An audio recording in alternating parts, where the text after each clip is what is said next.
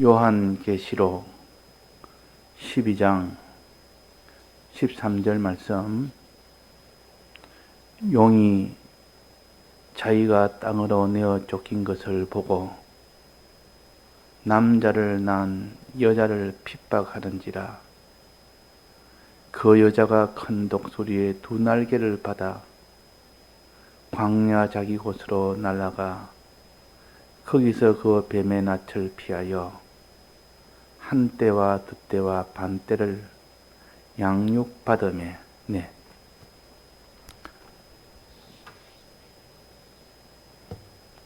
자, 이 땅에서 사는 우리 믿는 사람의 기간을 양육기간이라 그럽니다. 양육기간.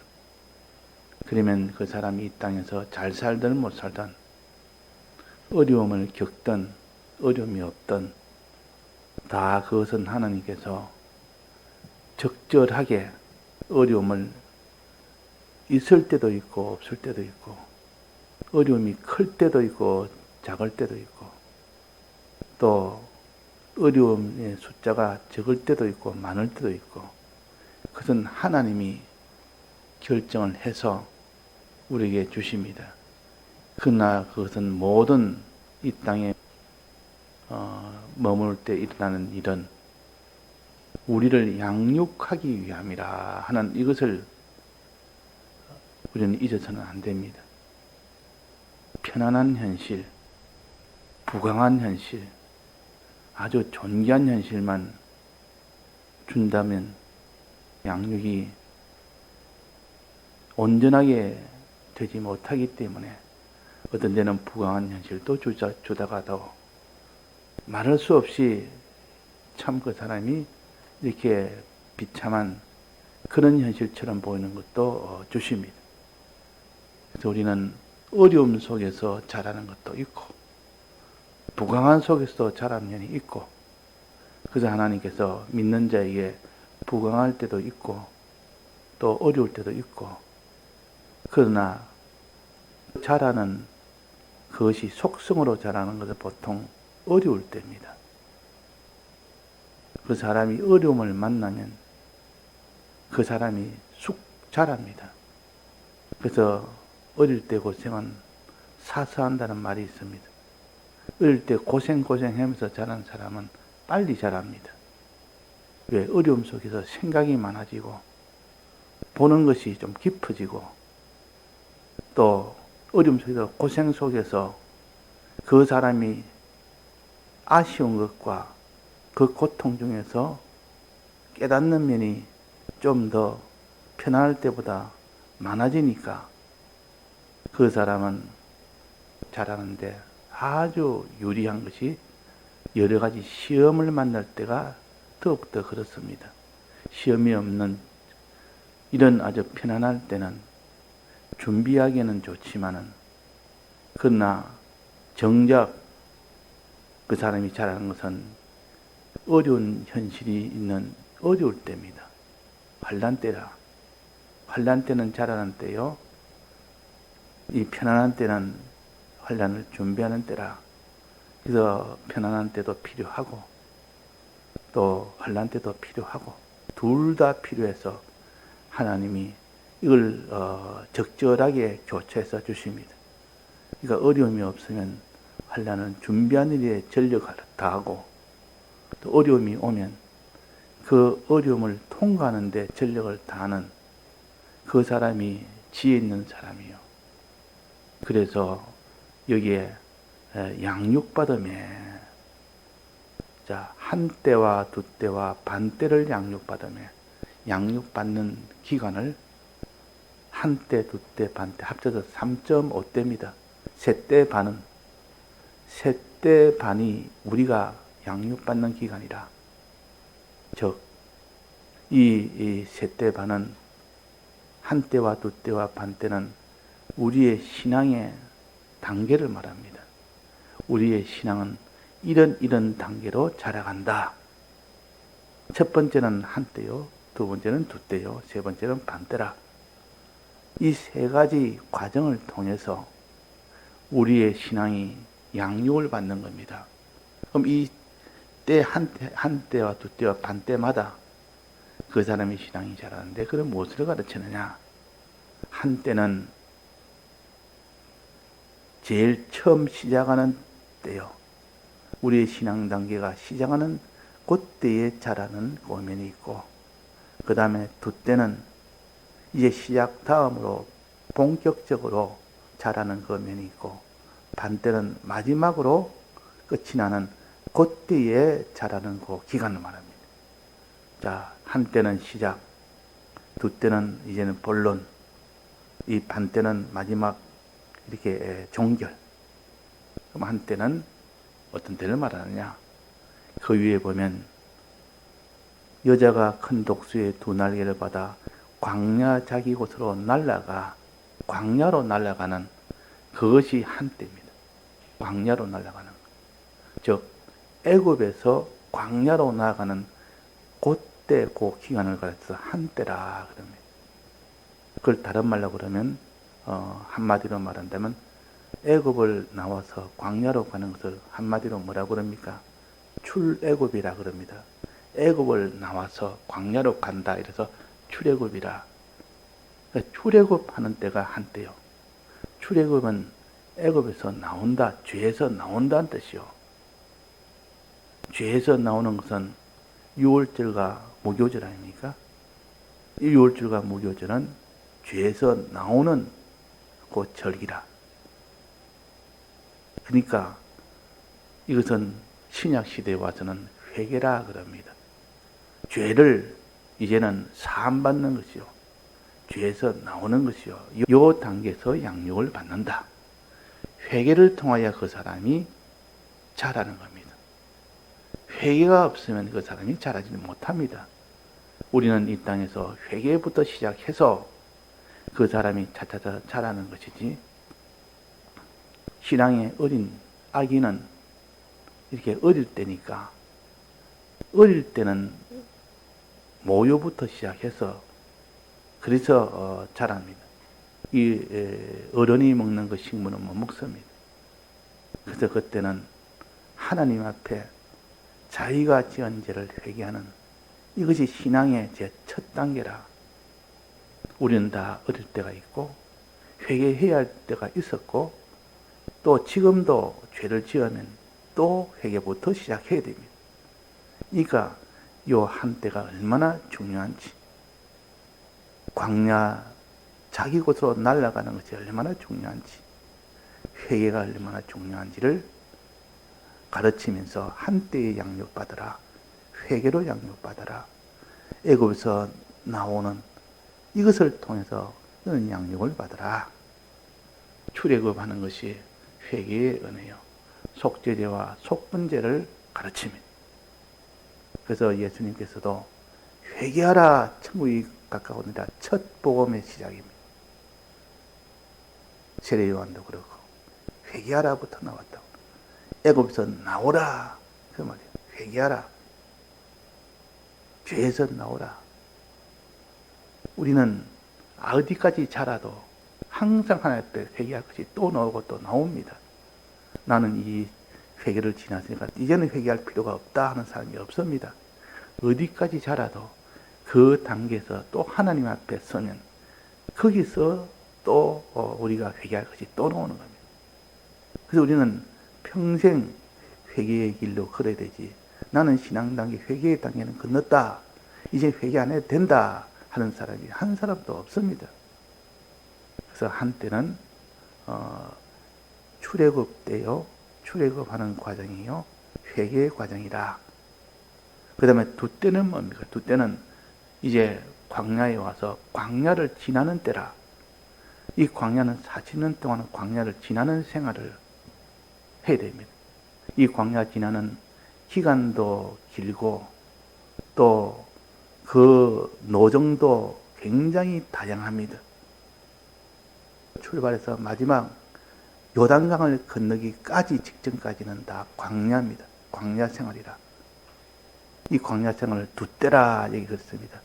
한때보다도 더 두 배나 되는 이런 노정의 광야를 지나는 노정생활, 여기서 과광야라 그렇게 표시를 했었습니다. 과광야, 광야를 지난다 그 말이에요. 이 40년 동안 수많은 이 노정을 거쳐서 그때 받는 양육, 그 양육이 얼마나 큰지 모른다. 우리는 항상 하나님의 인도를 따라가는 그 광야라는 참 의지할 데 없고 바라볼 거 없고 모든 것이 다 참 하나님의 은혜가 아니면 살 수 없는 그런 곳이지만은, 그러나 거기서 40년을 하나님의 은혜로 사는 것이 광야 생활이에요. 이것이 돛대라. 이 광야 생활에 여기서 우리가 양육받을 것이 얼마나 많은지 모릅니다. 자기가 광야같이 어려운 생활의 어려움이 많은 때, 그때 그 신앙이 자랍니다. 그때 신앙이 자란다 그 말이에요. 광야 생활은 신앙을 이전보다 더 속성으로 자라게 하는 것이 광야 생활이라. 다음에 세 번째, 반때라. 반때, 가장 짧은 때요. 그 기간이 가장 짧습니다. 반때는 우리가 계시록 8장에 어제 배운 것처럼 7째 인을 뗄 때 하늘에서 반시 동안 좀 고요하고, 이 반시 동안, 반시가 반때입니다. 반때는 어떤 때냐? 반시 동안은 고요하다가 아무런 어려움이 하나도 없는 것처럼 보이는 그 시간이 잠시 동안 되다가, 반시 동안 되다가 나팔 소리가 났다. 7 천사가 부는 나팔 소리가 났다. 나팔 소리는 큰 환란이 올 때는 항상 나팔을 붑니다. 큰 환란이 이제는 오게 되면, 적군이 오면 저 망루에 올라서 그때 그 보초되던 자가 빨리 이 나팔을 불어서 그들 대적을 준비하라고, 큰 환란이 오는 것을 가르쳐 나팔 재앙이라, 마지막 재앙이라.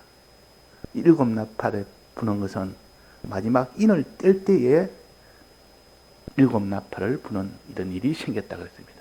그러니까 마지막 인을 뗄 때, 마지막 환란, 이 나팔 재앙이 이렇게 됐다는 것은 마지막 환란이 왔다. 또 7 나팔 중에 마지막 나팔을 불 때는 그때 7 대접 재앙이 이제 나옵니다.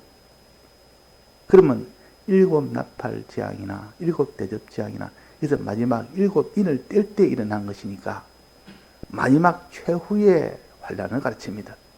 최후의 환란, 가장 극심한 환란, 가장 수입이 많은 환란.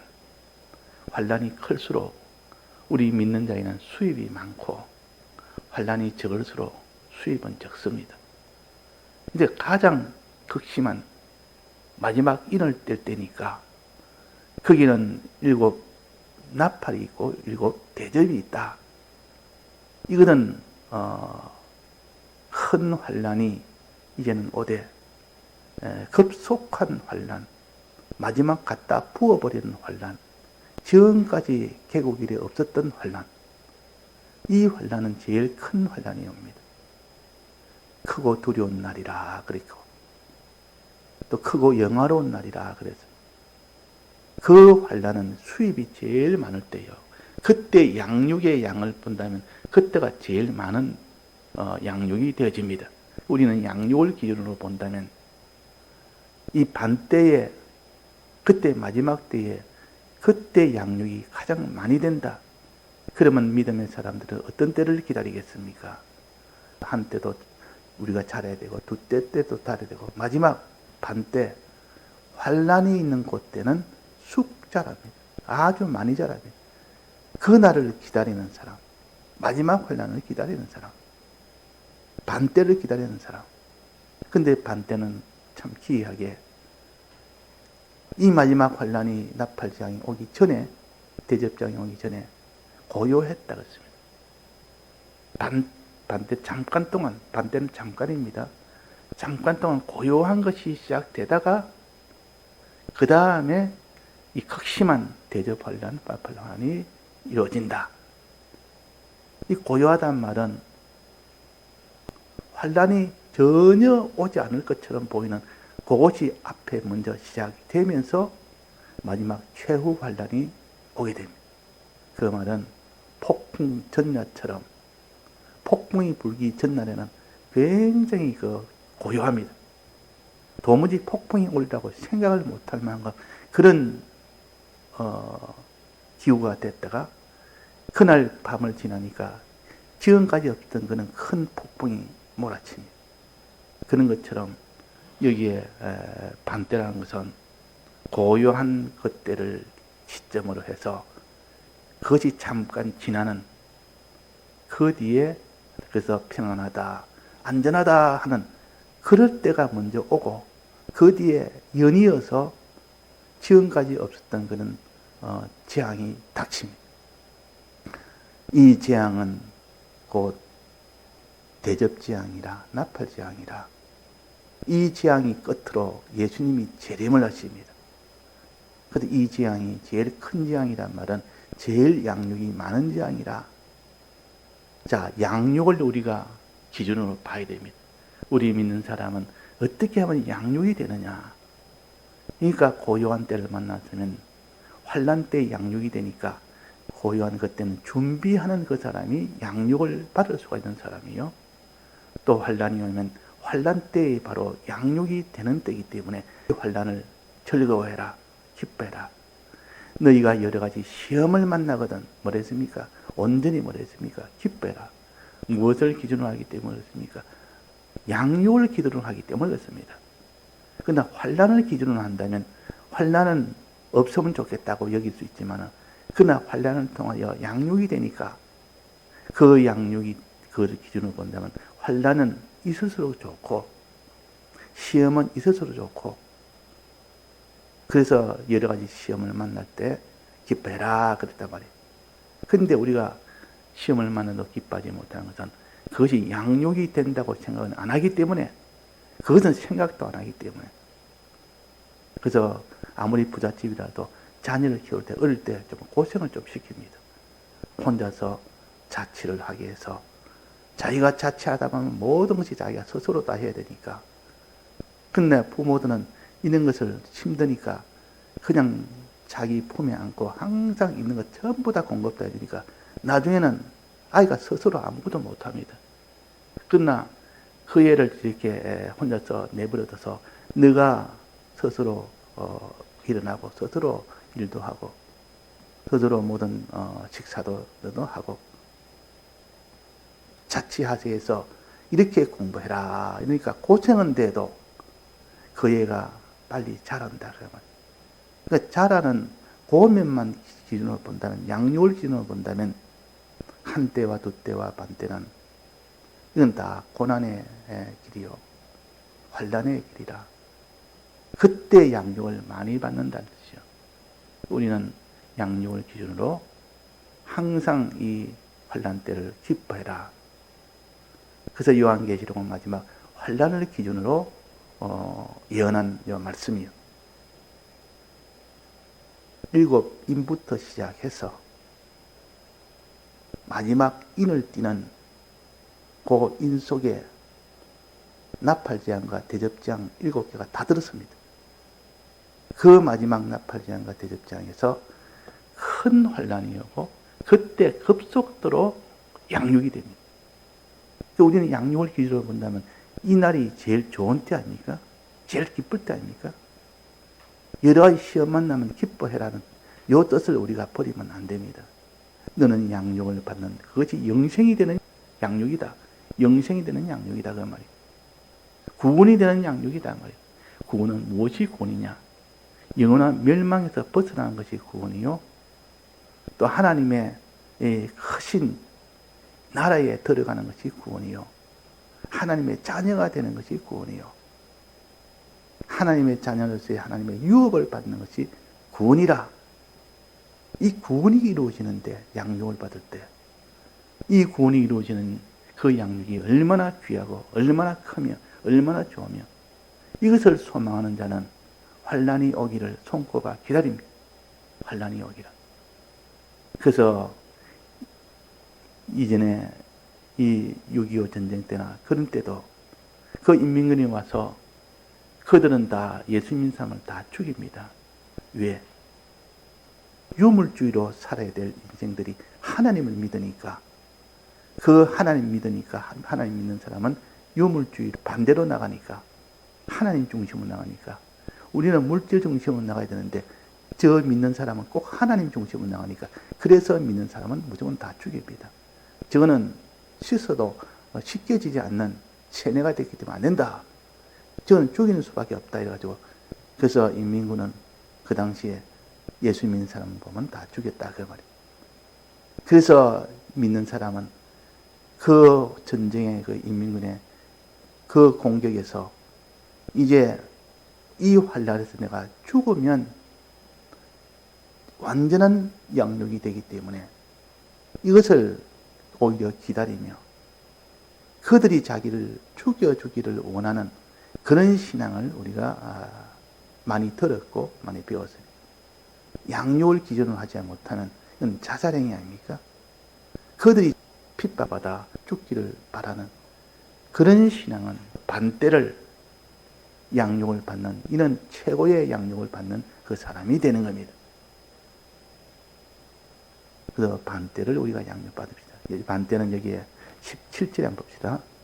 17절에 용이 여자에게 분노하여 돌아가서 그 여자의 남은 자손, 지금까지 광야에서 환난받던, 애굽을 나와 광야에서 환난받던 광야 그 세대가 아니고 이제는 그 세대에서 남은, 끝까지 거기서 원망하지 않고 끝까지 거기서 원망치 않고 거기서 죄짓지 않았던 그들을 최종 마지막으로 시험하는 시험 단계가 그 여자의 남은 자손, 그들을 시험을 하는 겁니다. 어떻게 시험하는 거니? 곧 하나님의 계명을 지키려고 하는 그들, 예수의 증거를 하려고 하는 그들, 그들과 싸워서 그것을 못하게 하는 요 싸움이요. 하나님의 계명을 못 지키게 하는 싸움이요. 예수의 증거를 못하도록 하는 이런 싸움이 최종 마지막 용과의 싸움이 된다. 어디서? 바다 모래 위에서. 바다 모래 위란 말은 믿으면 바로 바닷속으로 빠지는 그런 곳입니다. 빠져 죽는 곳이요. 죽음이 있는 곳이라. 근데 이게 바다에 빠지더라도, 이 사망 속에 들어가더라도 예수의 계명을 끝까지 지키는 사람, 하나님의 계명을 끝까지 지키고 예수의 증거를 끝까지 하는 사람들은 이 사람이 최고의 양육을 받는 겁니다. 이것으로 자랍니다. 바다 모래 위에 섰더라. 죽음을 각오하고 나아가더라. 바다 모래 위는 요단강을 가르칩니다. 마지막 가나안 땅 들어가는 그 요단강을 앞에 두고 거기서 일대 전투가 벌어지는 겁니다. 요단강에 너는 다 죽여버리겠다. 나는 죽어도 하나님 계명을 지키며 예수의 증거를 가져야 되겠다. 이렇게 하는 요 전투의 마지막 때 전투입니다. 그래서 요한계시록 20장 4절에 보면 예수의 증거와 하나님의 말씀을 인하여 나옵니다. 예수의 증거와 하나님의 말씀을 인하여. 여기에 예수의 증거와 하나님의 계명을 지키며 그랬는데 내가 같은 말씀입니다. 이렇게 예수의 증거와 하나님의 말씀을 인하여 목배임을 받은 자의 영혼들과 그들이 살아서 그리스도를 더불어 7년 동안 왕노릇한다 했습니다. 그러니까 하나님의 계명을 지키며 예수의 증거를 가진 자들이 목배임을 받는, 죽임을 당하는, 이것이 최후 마지막 가장 양육이 많이 되어지는 것 때문에 거의 반대입니다. 지금 거기서 죽임을 당하는, 목배임을 받는 그런 일이 될 때 살아서 그리스도로 더불어 7년 동안 그 사람들은 왕노릇한다 그랬고, 또 계시록 6장 9절에 보면 다섯째 인을 떼실 때에 내가 보니 하나님의 말씀과 저희의 가진 증거를 인하여, 얘네가 예수의 증거입니다. 죽임을 당한 영혼들이 그래서 죽임을 당한 영혼들이, 그 죽임을 당한 영혼들이 제단날에 있어서 그랬습니다. 죽임을 당한 영혼들이 그 제단날에 있다. 자, 이것도 결국은 이렇게 하나님의 말씀을 지키려 하다가 예수를 증거하려 하다가 그들이 그렇게 하지 못하도록 죽이는 그 가운데 섰더라. 그러나 죽어도 죽음을 자취하고도 그 길을 걸어간 사람은 죽임을 당한 사람이라 그랬고, 여기서 목뱀을 받은 사람이라 그랬습니다. 그럴 때 그것이 최후 승리요, 가장 양육이 많이 될 때입니다. 그래서 순교라는 것은 자기의 목숨을 하나에 바쳐지는 것이 순교입니다. 그러니까 제사로 만다면 전제에 해당됩니다. 자기 목숨을 최종 마지막 제물로 드리는 겁니다. 그래서 바울이 디모데후서 마지막에 보면, 4장의 마지막에 보면, 내가 관제의 봄이 가까웠다. 내 목숨을 제물로 드릴 때가 가까웠다. 죽임을 당하는 그것이 모든 제물 중에 최후요, 제일 큰 양육이 되는 겁니다. 그래서 하나님의 계명 지키는 것과 예수의 증거를 가진 것으로 인하여 목뱀을 당하고 죽임을 당하고, 또 계시록 1장 9절에 보면 하나님의 말씀과 예수의 증거를 인하여 반모라는 섬에 요한이 유배가 된 겁니다. 그러니까 이 두 가지로 인하여 죽거나 이 반모라는 섬에 유배가 되거나 그 죽음과 같은 그런 일을 당할 때 그것이 가장 복 있는 때라, 그 최후의 양육이 되는 때라 하는 것을 가르칩니다. 이에 다 같이 통성으로 기도하시다가 자교하시겠습니다.